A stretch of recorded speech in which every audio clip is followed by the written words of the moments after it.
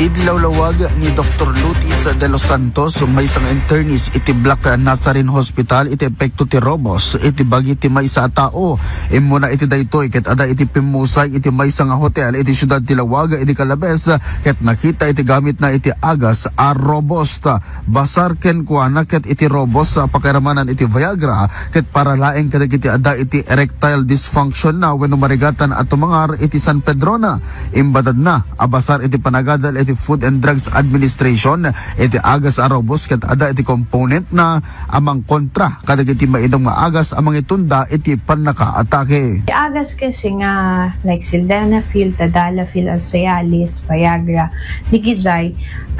adamakon ko na nga drug to drug interaction. Ibig sabihin, no, ada sakit na puso may sa tao, tapos ada tumtuma rin na nga pang dilate din ti coronaries or DJ panglukat DJ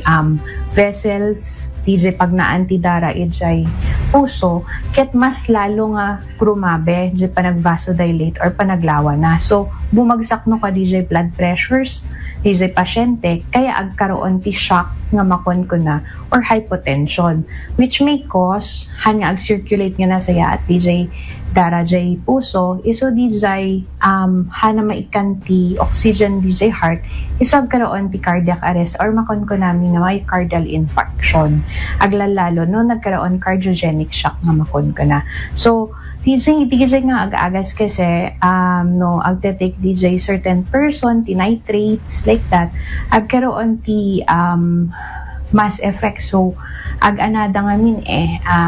cumulative G effect na so no ada sakit na puso most of the time agte-take ta kasi nitrates kaya